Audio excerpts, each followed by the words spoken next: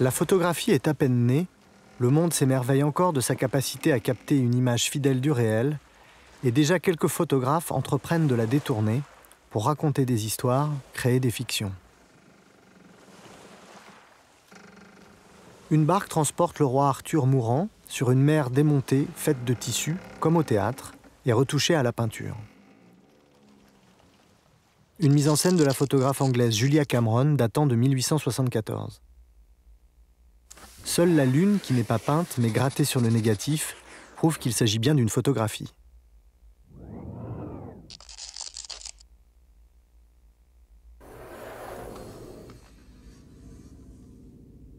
Plus simple mais sans doute plus efficace, l'autoportrait du photographe Bayard qui s'amuse à poser en noyer. C'est un autre type de mise en scène. Ici, c'est bien le véritable corps de Bayard que l'on voit. La fiction naît de l'ambiguïté de l'image. C'est la légende écrite au dos qui fait passer pour un cadavre un homme qui a tout simplement les yeux fermés.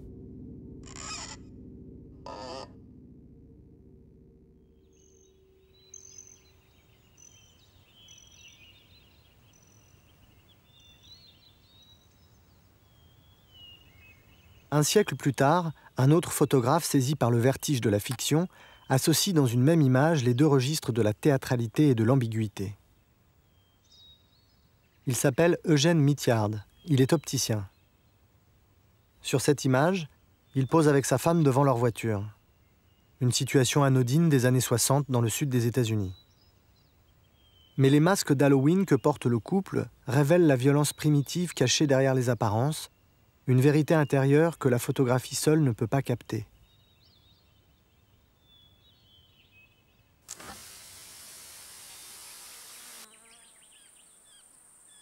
Ce qui frappe, c'est la simplicité de ces mises en scène.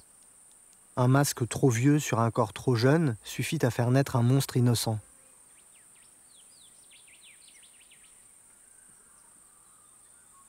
Un masque mal mis suffit à confondre l'envers et l'endroit.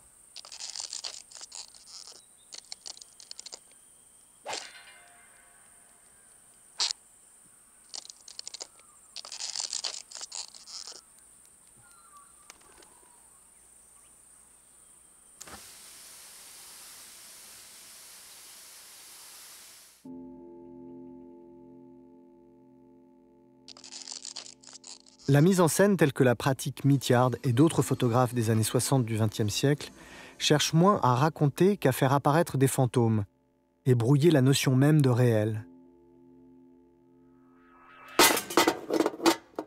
À l'inverse, au même moment, des peintres américains cherchent à se débarrasser de toute subjectivité et peindre des tableaux plus objectifs que la plus objective des photographies.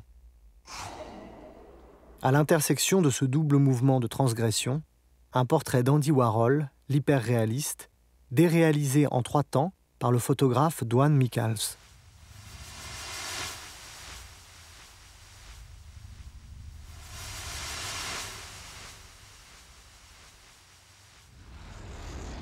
Aux effets classiques de mise en scène, Michals ajoute la durée, le temps du récit, la notion de séquence.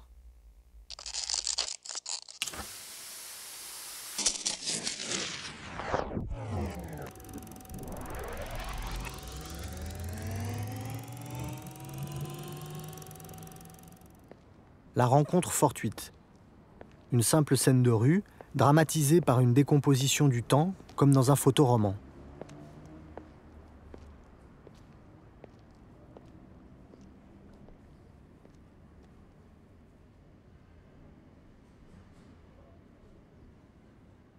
On assiste à cette rencontre manquée dont on ne saura jamais les enjeux, mais que le perpétuel décalage entre les deux personnages charge d'une mélancolie inquiétante.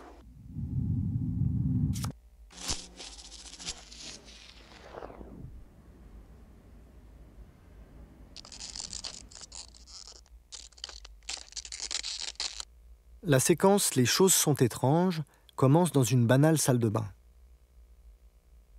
Mais dès l'image suivante, on tombe dans un univers où plus rien n'est sûr. Est-ce l'homme qui est trop grand ou la salle de bain trop petite?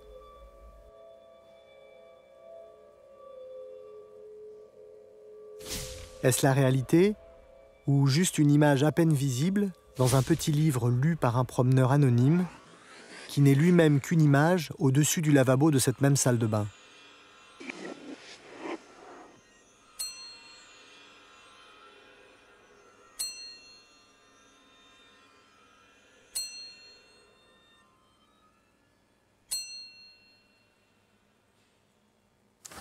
La dernière image reproduit la première.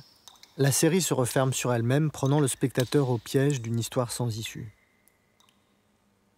D'une succession d'images fixes naît un monde imaginaire, celui de la vision intérieure, à laquelle semble s'abandonner Andy Warhol dans cet autre portrait de Dwan Michals, Les yeux cachés. Une remise en cause d'une culture photographique sacralisant le regard.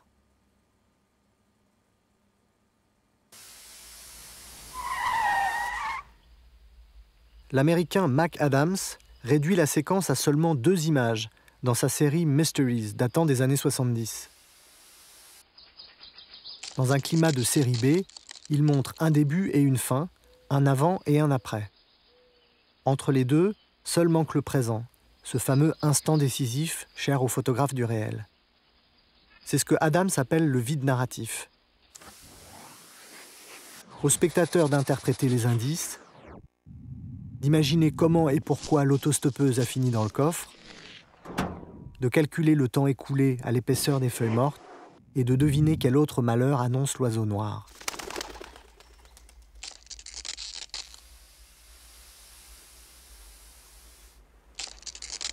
Le mystère des 2 triangles. Un cadavre sur une plage.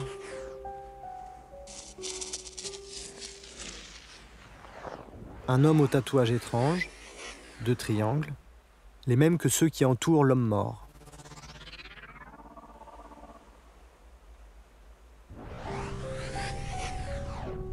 Un couple qui ne se rend compte de rien, en danger peut-être.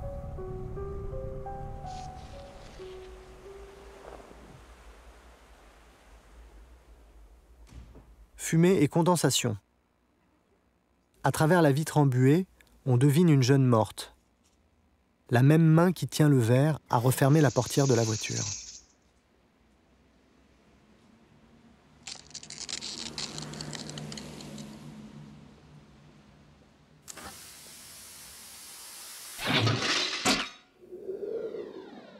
Dans une autre série de la fin des années 90, Mac Adams, passé à la couleur, fait tenir l'énigme tout entière dans une seule image.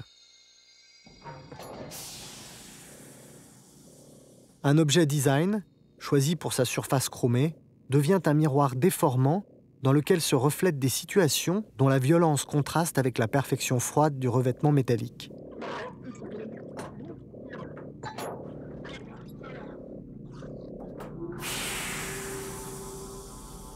Une version postmoderne et dérangeante du miroir magique des contes.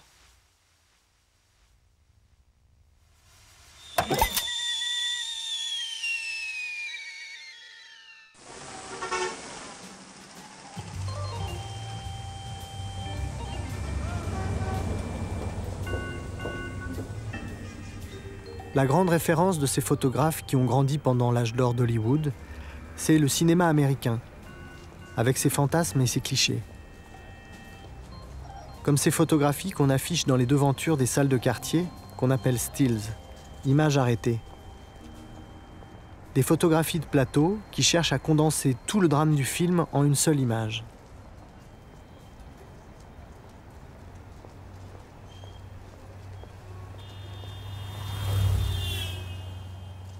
En 1976, Cindy Sherman réinvente le genre, en posant elle-même devant l'appareil, dans le rôle de toutes sortes d'héroïnes imaginaires de films qui n'ont jamais existé. C'est à la fois un jeu et la déconstruction de l'image de la femme dans le cinéma américain. Des femmes inquiètes, au regard effaré, des proies. Au-delà du pastiche, ces images parviennent à évoquer quelque chose de cette tension propre au cinéma, où on ne sait jamais d'où tombera le prochain coup. Comme dans un film, les regards sont tous tournés vers l'extérieur du cadre, le hors-champ. Là où se tient caché l'autre, la source de leur angoisse, qui fait d'autant plus peur qu'elle est invisible.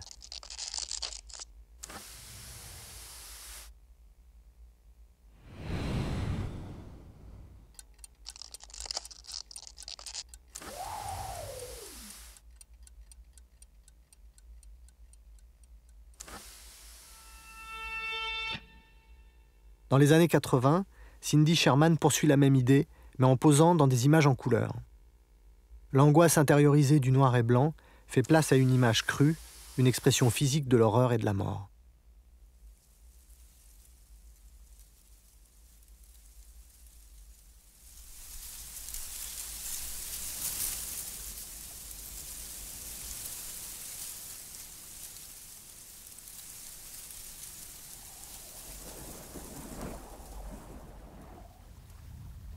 En 1993, le Canadien Jeff Wall a réussi un véritable exploit. Saisir en une seule image les effets d'un coup de vent.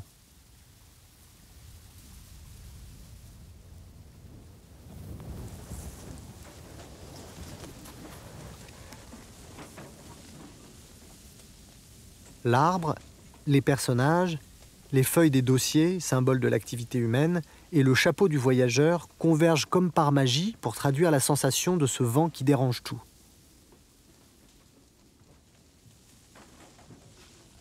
C'est bien sûr une image impossible. Elle a été entièrement scénarisée, puis mise en scène et photographiée élément par élément. Il a fallu une centaine de clichés pris pendant plus d'1 an et montés sur ordinateur pour créer l'illusion. Mais la reconstitution ici est double, car la photo de Jeff Wall s'inspire directement d'une estampe du peintre japonais Hokusai.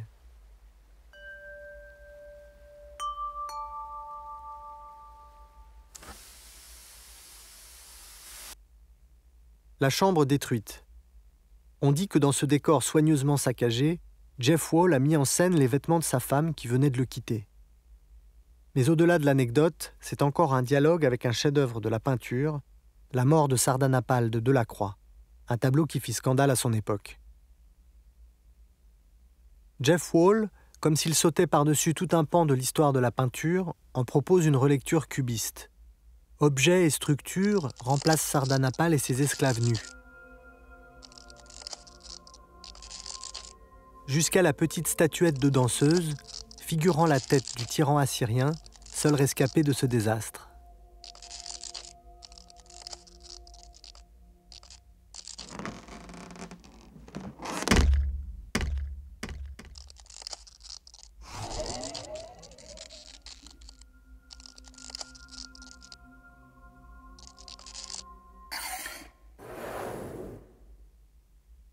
Le dialogue avec la peinture se poursuit dans la présentation même de l'image.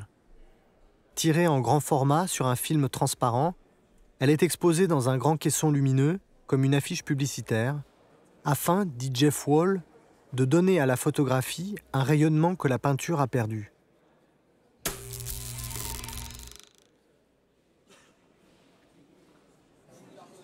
Le bar aux Folies Bergères de Manet donne à Jeff Wall l'occasion de s'interroger sur la position du photographe.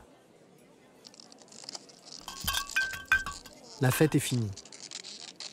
Le décor des Folies Bergères est remplacé par celui de la cafétéria d'une université canadienne où il travaille. Et c'est désormais l'appareil photographique qui occupe le centre de l'image.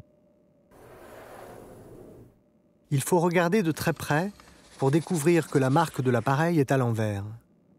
L'image est inversée, tout ce que l'on voit est en reflet dans un miroir. Dans son tableau, Manet se sert du miroir pour dédoubler la situation et montrer en même temps la serveuse de dos, parlant avec un client, et la serveuse de face, comme si nous étions à la place du client. Mais alors que chez Manet, la serveuse se tient réellement devant le miroir, dans la photo de Jeff Wall, le réel a disparu, seul reste le reflet. Il n'y a plus de face-à-face possible. La structure de l'image isole les personnages. Jeff Wall, lui-même, en photographe, est son modèle, chacun prisonnier de son propre monde. Seul les réunit l'appareil photographique.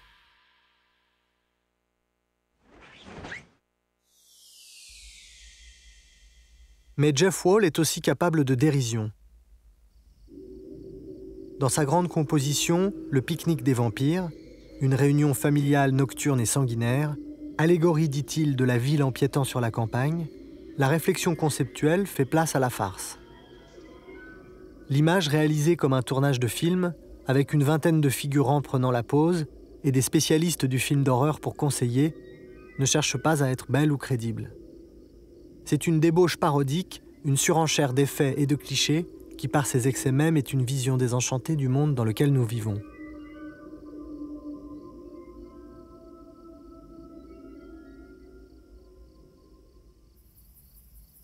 Une autre nuit, en apparence plus sage.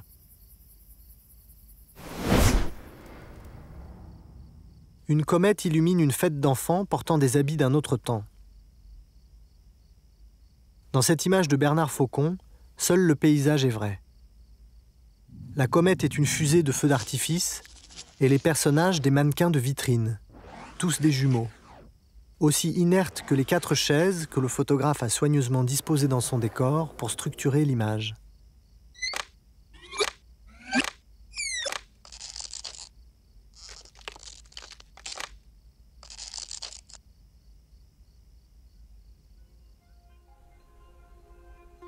Les mannequins, les poupées et les automates ont fasciné les romantiques puis les surréalistes par leur manière d'être à la frontière entre l'animé et l'inanimé.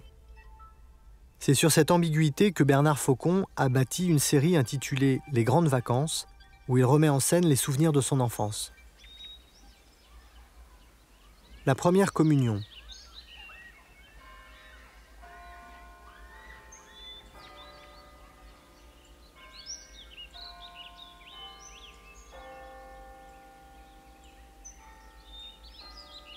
Les mannequins qui cernent de toutes parts l'unique figurant vivant rendent l'image irréelle et semblent redonner corps à la matière même du souvenir.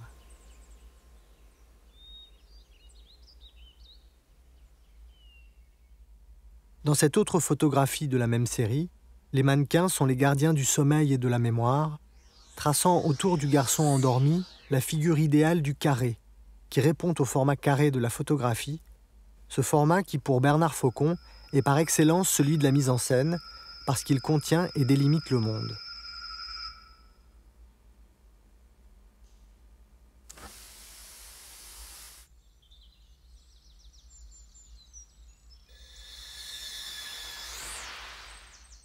Un autre carré dans une photographie intitulée « L'enfant qui vole ». Dans toute leur artificialité assumée, les photographies de Bernard Faucon sont réalisées à l'ancienne, sans trucage numérique. L'enfant qui vole est suspendu à un fil, tandis qu'à l'arrière-plan, d'autres enfants mannequins, à peine visibles, peuplent réellement les lointains.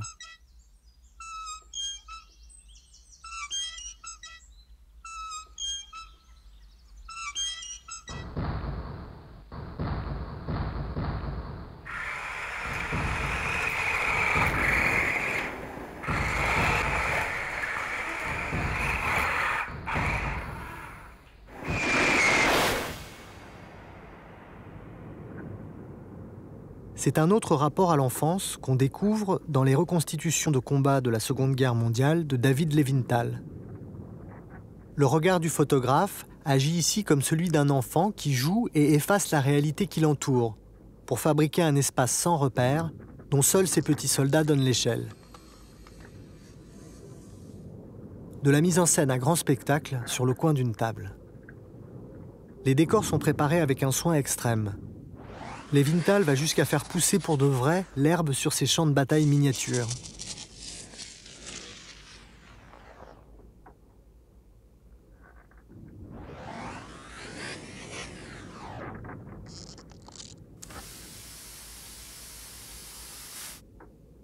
Mais le pouvoir de ces images vient surtout de la façon dont le photographe joue avec le flou, le grain et la surexposition, pour traduire à la fois la sensation de chaos et de confusion du soldat au combat et l'imperfection de ces images prises à la volée, dans l'urgence.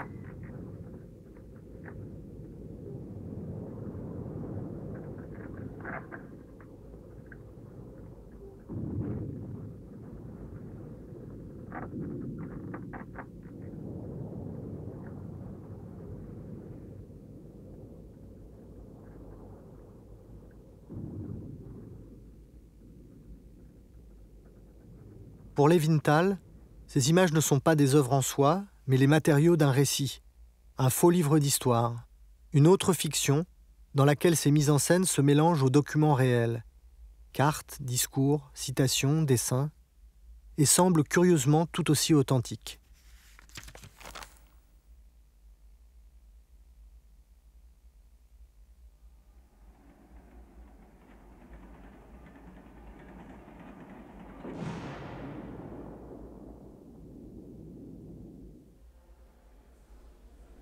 Un portrait tout ce qu'il y a de plus officiel de l'empereur Hirohito, photographié en 1999, alors qu'il était mort depuis 10 ans.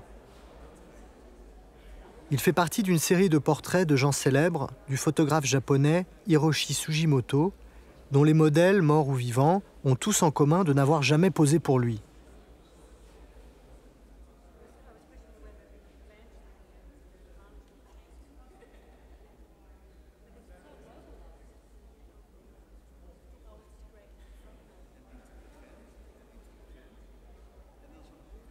Ce sont des figures de cire appartenant au fameux musée de Madame Tussaud.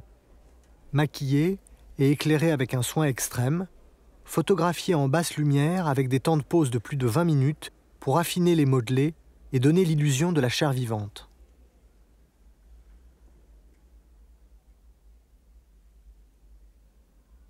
C'est un travail de trompe-l'œil, un piège tendu au spectateur que seule l'image photographique rend possible. Mais c'est aussi une réflexion sur la vérité des images d'aujourd'hui. Si ces figures de cire peuvent aussi facilement nous abuser, c'est bien parce que les poses et les expressions de leurs modèles en chair et en os sont tout aussi mises en scène.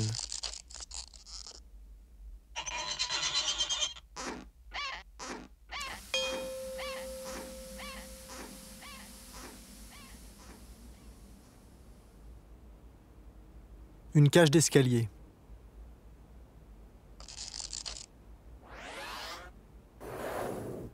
Le haut d'un escalator.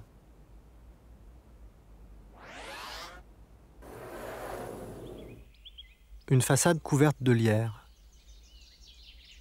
Des décors parfaitement réalistes en carton-pâte. Des leurres, comme chez Sugimoto. Dans ces images, le photographe allemand Thomas Demand prend au mot l'idée que notre réalité est une construction, un artefact, ni plus juste ni plus faux que ces feuilles de papier collées une à une sur une façade dont les fenêtres n'ouvrent sur rien.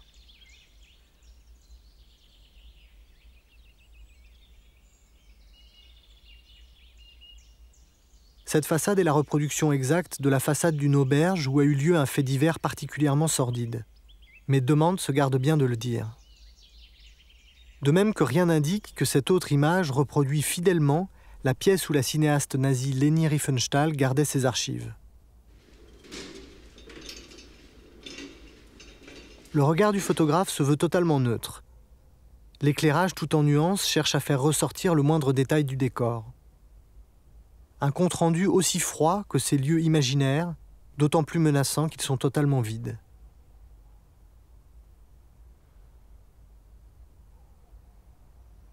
Mais le plus étonnant, c'est qu'il ne s'agit pas ici de petites maquettes, mais de véritables décors construits en plusieurs semaines à l'échelle 1 pour 1, et détruits une fois photographiés.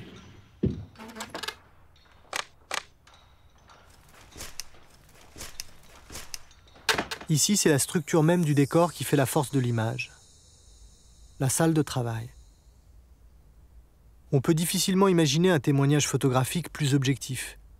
Sauf qu'ici, c'est le réel placé devant l'appareil qui est un simulacre.